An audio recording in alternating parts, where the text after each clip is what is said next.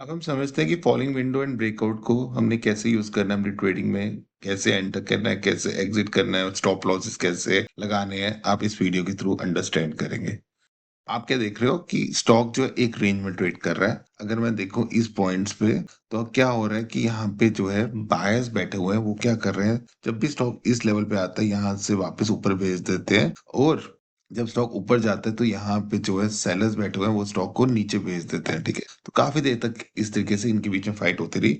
लेकिन अगर आप इन दो कैंडल्स की देखो तो क्या हुआ कि इन दो कैंडल्स के कारण क्या ब्रेकआउट हुआ है, स्टॉक बड़ी तेजी से नीचे गिरा है।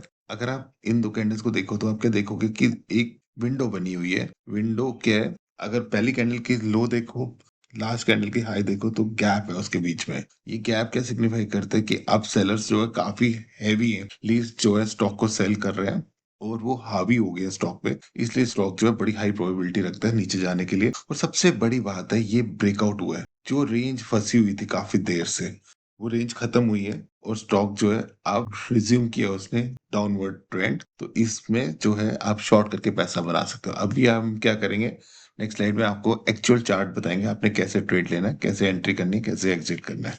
अब हम बैंक निफ्टी के चार्ट समझेंगे, फॉलिंग विंडो एंड ब्रेकआउट को। अगर आप बैंक निफ्टी को देखो इस लेवल्स पे, तो आप क्या देख रहे हो, बैंक निफ्टी काफी देर से जो है कंसोलिडेट कर रही है इसी लेवल पे, जहां पे इस लेवल पे जो है सपोर्ट बैठी है। यहाँ पे स्टॉक आया और वापस बाउंस बैक कर गया और काफी देर तक जो है इसी रेंज में ट्रेड करता रहा। लेकिन क्या हुआ, अगर आप इन दो कैंडल्स की प्राइस सेक्शन को देखोगे तो आप क्या देखोगे, इसके बीच में जो है एक विंडो बनी हुई है। अगर ऊपर वाली कैंडल का लो देखो और नीचे वाली कैंडल का हाई देखो तो काफी बड़ा गैप है। और सेकंड थिंग, इसने क्या किया, इसे विंडो ही नहीं बनाई, इसे ब्रेकआउट दिया। इस रेंज से जो है स्टॉक काफी तेजी से नीचे गिरा है।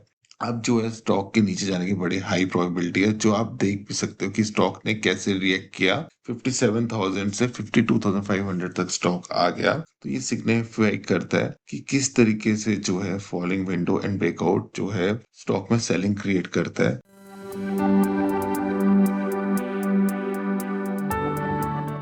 आपने क्या करना है, जहां सेकंड कैंडल की क्लोजिंग आई है वहां पे अपनी एंट्री ले लेनी है। और जो फर्स्ट लाइन के ऊपर जो है स्टॉप लॉस लगाना, जो फर्स्ट लाइन होती है, मतलब ये वाली लाइन, ये ज्यादा स्ट्रॉन्ग एक्ट करती है एज ए रेजिस्टेंस, इसलिए यहाँ पे स्टॉप लॉस लगाना है। तो क्या होता है, स्टॉक की बड़ी हाई प्रोबेबिलिटी है कि यहाँ से स्टॉक वापस रिवर्स हो जाएगा अगर ऊपर चढ़ता है तो, इसलिए सेकंड लाइन जो है ज्यादा स्ट्रॉन्ग जो है एक्ट करती है एज ए स्टॉप लॉस।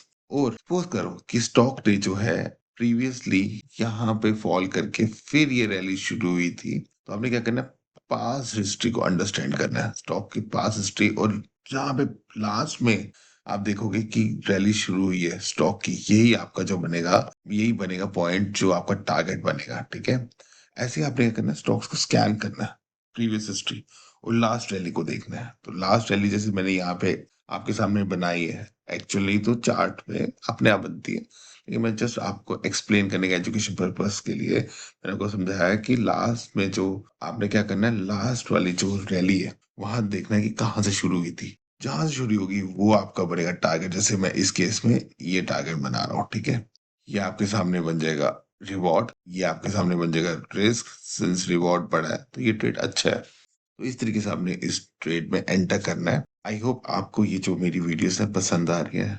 जरूर लाइक कीजिए, सब्सक्राइब कीजिए मेरे चैनल को। अभी हमने जो है पूरा टेक्निकल कोर्स आपको समझाना है, ऐसे ही आप बाकी लोगों से भी शेयर कीजिए ताकि हम उनको भी बेटर ट्रेडर बना सकें। Thank you.